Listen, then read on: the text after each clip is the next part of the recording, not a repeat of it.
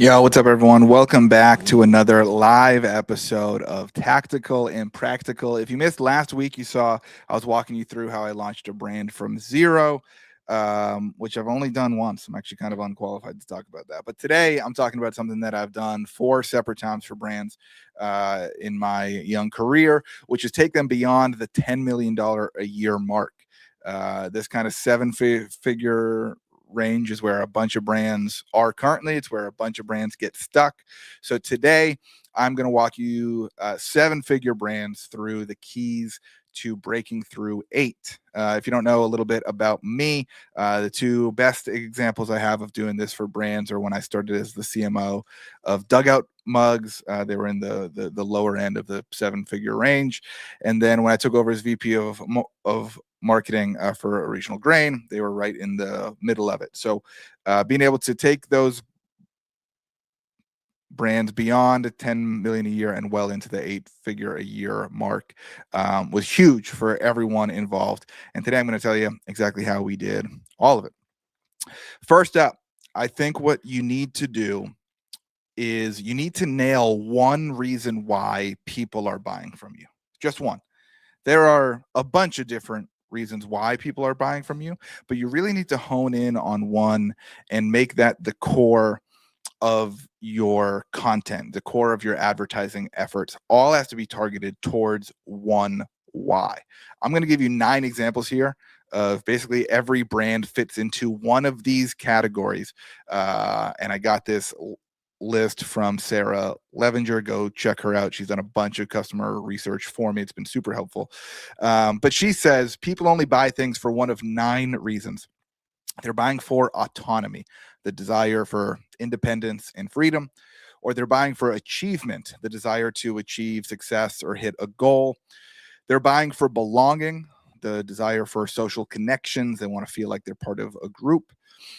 They might be buying for competence. They want to feel like they're making a smart, intelligent choice with this purchase. They might be buying for esteem, which is the desire for respect or recognition. They want to feel good about themselves. They might be buying for engagement, the desire for a unique or a satisfying experience. They might be buying for empowerment, the desire for authority over themselves, the desire to feel confident. They might be buying for security. They want to feel safe. Usually, fear based messaging works to this group. And lastly, someone might be buying for nurturance, which is the desire to care for or support someone. This could be to nurture yourself, or for a lot of us in ecom, this can be about nurturing others, and this can be about gift giving. So I know that's a lot. Go back and listen to them and figure out which one your brand probably fits into. Better yet, take all your customer reviews, upload them to Claude or Chat and say, hey, based on all these reviews, which one of these 9 things do you think is the core emotional reason why people are buying from us? It's going to give you an answer, and then ask it how to better sell to that group. But I think it's super important you focus on one of these. You can get distracted with half of them. You can chase your tail onto all of them. But the key to breaking through 10 million a year is not diversification. It's not by doing a lot. It's about getting really, really good at the one thing that your brand can do better than anyone. On this note, it brings me to the second thing you got to do to break through 8 figures a year. You need to deeply understand just one customer persona. Who are they? What do they do on a Friday night? How do they feel about their Monday mornings? Are they married? Do they have kids? What do they watch on TV? What do they watch on YouTube or Netflix or Amazon Prime or Disney? What kind of music do they listen to? At what point in their lives are they ready to buy a product like yours? When are they ready to buy? Those 3 things, why your customers are buying, when they are ready to buy, and who they are, should shape every single thing you're doing if you are a 7-figure a year brand. And if you don't know the answers to why they buy, who they are, and when they're ready to buy, you need to start talking to your customers more. This could be and let me clarify that. You need to be listening to your customers more. That could be listening by calling them and talking to them. That could be listening by doing surveys. That could be listening, by watching how they respond and how their buying habits change when you throw new content or messages at them. But you need to have this feedback loop to understand who your customers are, when they're ready to buy from you, and why they are buying, in order to hone in your core message, your core offering, and scale past 10 million a year. So that is like the big thing to scale past 10 a year. Understand when your customers are ready to buy, why they're buying, and who are they. Next thing that I see brands mess up all the time: you need to make sure your product quality matches your content quality, matches your price point. I see brands get this wrong all the time, and it hurts them in both directions. When you're advertising for a brand that nobody's ever heard of, you need to set expectations and then deliver accurately on those expectations. So if you are selling something cheap that people are not going to be crazy impressed with the quality of, your content should reflect that. Your content should not make it seem like it's a luxury item. That might work on day one sales, but returns are going to be up a ton. Customer complaints are going to be up a ton. It's going to be really hard to build a brand once word gets out that you guys are constantly over promising and under delivering on quality. So if your product's cheap, your price point should be cheap, and you should use cheap content to sell it. On the other hand, if your product is quality, then your price should reflect it. The content in your ads should reflect it. One of the most common things I see is people trying to sell something for $400 with a bunch of cheap AI content or UGC. It doesn't match. If you are selling something truly premium in your category, or even if it's not premium in your category, but even if it's just perceived as premium by your customers, then the content needs to map to that.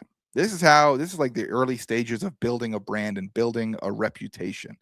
You need to make sure you are setting accurate expectations and then delivering on them. If you want people to be happy after they buy from you, after they open the product, and after they've used or worn or experienced the product for some time, you need them to have a good journey from start to finish. So make sure content, product quality, and price all are aligned.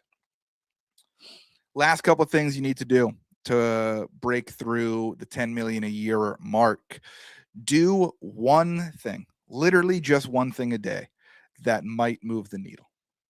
At 10 million a year, it's such a game of just like, keep going, keep working on impactful things. And this brings me to the last point. Every time you do that thing, try to do it like 5% better than you did the last time. You don't have to go from 0 to 100. But if the last time you did it, it was like a C minus, try to do it at a C plus this time.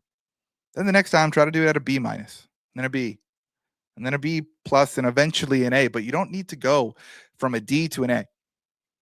Every time you are working on a task, try to do it a little bit better. Go one layer deeper. Maybe launch a split test to learn something rather than just going with your gut. Just get a little bit better every single time you sit down to do the work. Do it a little bit better than last time. Those are what I think you should do to scale past 10 million a year. But I also included what you should not do if you are a 7-figure brand trying to scale. Number one, do not get distracted with new channels. Find, I'm going to call it 1.5 channels that work for you, and get really, really good at it. For most of you, that should be Meta. Get really, really, really good at Meta. And the only time I'm saying find 1.5 channels is because I think everyone needs to be working with influencers and creators at this point. It doesn't have to be a massive line item on your P&L, but the way that Meta is working right now, anytime you can get influencer or creator content into your ad account, it's going to perform. So I'm really only saying work with influencers because it feeds the beast that is Meta, which should be most likely your number one ad channel. Don't worry about AppLovin. Don't worry about TikTok or Amazon or connected TV. If you are under 10 million a year, probably should be on Meta. You should probably find a way to get really, really good at it and put your head down until you cross 10 million a year. On a similar note, do not get distracted with new softwares. Shopify, Klaviyo, PostScript, IntelliGems, and Rebuy, think are pretty much enough to get you there. Google Suite, I don't know, Slack, an iPhone with a camera and CapCut. That is the tech stack you need to create a $10 million a year brand today. What's so important to differentiate is when you hear guys like me talk about a software that was a big help to them. For us, if something improves revenue, or for $100 million a year brand, if something improves performance by 5%, that's $5 million. That really matters. But if you're doing 6 million a year, you're not really looking for 5% optimizations. You are looking for things that are going to perform 20% better than the last time you did it, and you need to stack those 20% wins over and over and over again until you get to a point where smaller optimizations are actually impactful to the bottom line. So that's why I say here, don't get too distracted with new softwares.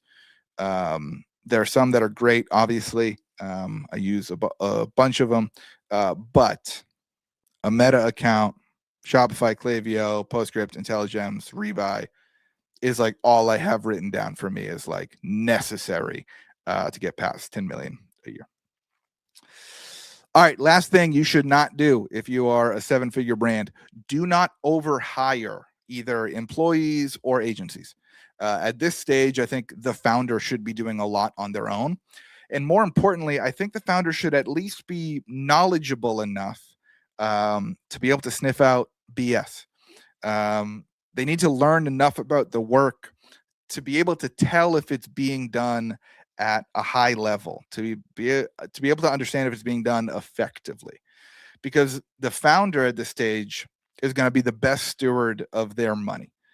They're not going to let dollars get wasted. But unfortunately, I've seen 7-figure a year founders paying agencies like $15K a month for probably working a few hours because they don't understand it. They think like a Meta ad account is something that's beyond their capability to understand, and they're getting fleeced by agencies because they're not knowledgeable enough. There's enough content out there, whether it's my show or a bunch of others. There's enough content out there for founders to get decent enough to know that the person they hired to help with marketing, if they're doing a good job or not. So that's what you should not do if you are a founder, is overhire, especially when you're not familiar with the type of work that person's going to be doing. You need to know enough to be able to sniff out BS.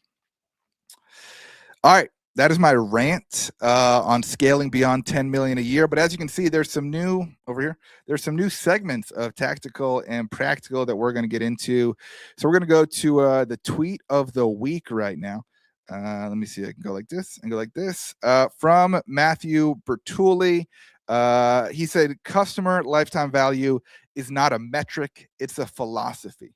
And I think he knew I think I knew what he meant, but I wasn't quite sure. So I said, tell me more.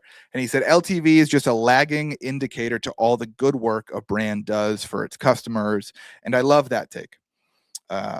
It's nearly impossible to grow LTV for a brand that hasn't earned it, that doesn't have products that at least meet or beat the expectations we set earlier in the talk today. If you are a brand that is constantly over-promising and under-delivering, LTV is not going to come easy to you, nor should it. You haven't earned it.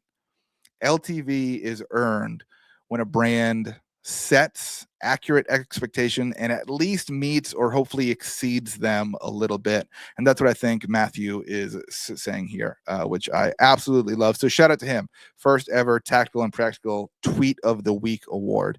I'm sure that'll be up there with his most treasured career accomplishments.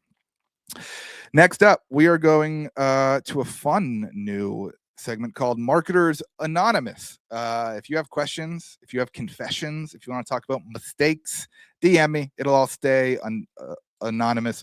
But this is the one that I got this week, and it's a good one.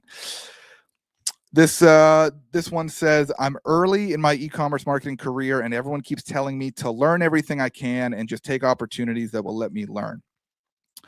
But when does learning stop? When does learning stop meaning terrible pay? Great question. I feel your pain as a guy that took a bunch of opportunities early in his career, and all of them meant terrible pay. So, couple ways that I would think of, of about it. One, you should always be learning.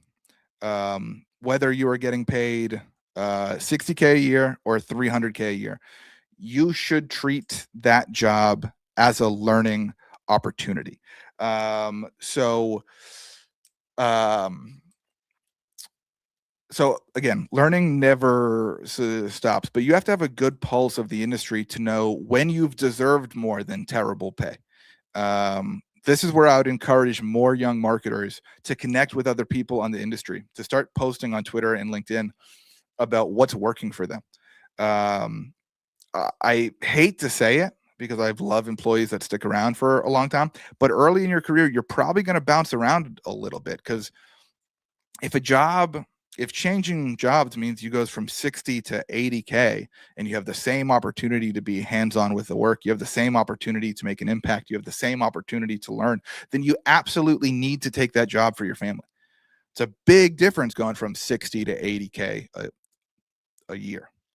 Now, at the same time, as your career grows, you might be offered a job for 400K, but you think a better opportunity might be 325, and that's the job you end up taking.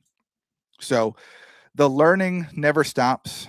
The pay should get better if you are getting better at your job. That's something that I want to encourage people to understand too, is like learning doesn't just mean consuming. Learning means put up numbers. Learning means get better at your craft and have undeniable proof that you have learned and you are getting better. Then you can either go to your current boss and say, hey, I learned a lot. I got better. Here's how your company benefited from it. I'm ready for a jump in pay. Or you can go to a prospective employer and say all of that again. So I feel your pain, dude. I put out a tweet a couple weeks ago about how, very early on in my career, up until recently in my career, there were always times at every job I've had where I felt underpaid, undervalued, underappreciated. And that's not a knock on anyone. I think that's like a natural progression of just human growth. Like seriously, I've loved all the guys I've worked for. They've been awesome, but it gets a point where it's like, hey, I think I've crushed it and I'm worth more now. That's not a bad thing. Ambition is a good thing when it's controlled. But again, keep learning, get better at your job, put up numbers that are undeniable, and take the jump when the time is right. But the learning never stops. The pay should improve as you go. But for now, just keep fighting the good fight. All right, next up, we've got a segment called Field Tested, brought to you by Intelligems. This is where I'm going to pull up the results of a real split test that I have ran and walk you guys through the results. So this one, we tested a discount. We traditionally, this brand had no discount on the one-time purchase option. They have one for a subscribe and save option. But this was a test of offering a discount to one-time purchasers. Conversion rate did what we expected it to do. It went up when we offer a discount, but because we were cutting into our margins and decreasing AOV, there was barely any gains in revenue and profit per visitor. You can see here there's a 15% discount offered. But to me, like, this test is a loss, because I don't think this brand should be trying to go after discount customers. And it's certainly not worth only a 2% increase in profit per visitor to me. For me, I'd say let's go back to the drawing board. Let's figure out a better way to showcase our value in the one-time purchase offer than offering another discount. I don't think that's the right move here. So tip for y'all: when was the last time you did this? When was the last time you tested your products at full price versus a discount? If it hasn't been lately, I highly encourage you to do it, because your discount strategy might actually be hurting you, or at least not helping you the way that you think it is. All right, that's it. Field tested, brought to you by Intelligems. Shut up for the blue bars here. All right, last segment here is a tactical tip, and this one is timely because we are approaching Super Bowl Sunday. I want to talk to you about a campaign that I ran last year for OG that absolutely ripped. And I want to tell you now, a couple weeks before the Super Bowl, so you can plan it, you can get it into your calendars, because this thing ripped for us, like ripped. So we knew our customers were big football fans. The Super Bowl obviously is a big cultural event. Commercials are big. We knew our customers would be watching, and for us, we knew that our customers were going to be like a little buzzed up at that point. Our customers like to drink whiskey and beer and have a good time. So we knew this was going to be a good time to hit them with an offer. So we sent them an email and a text as soon as halftime started that said, we didn't have the budget for a commercial during the game tonight, so instead, we're just giving you $50 off if you order during halftime. Click here and use code halftime before the third quarter kicks off to save $50. Now, let me break this down line for line, because if I can flatter myself a little bit, I think this was genius.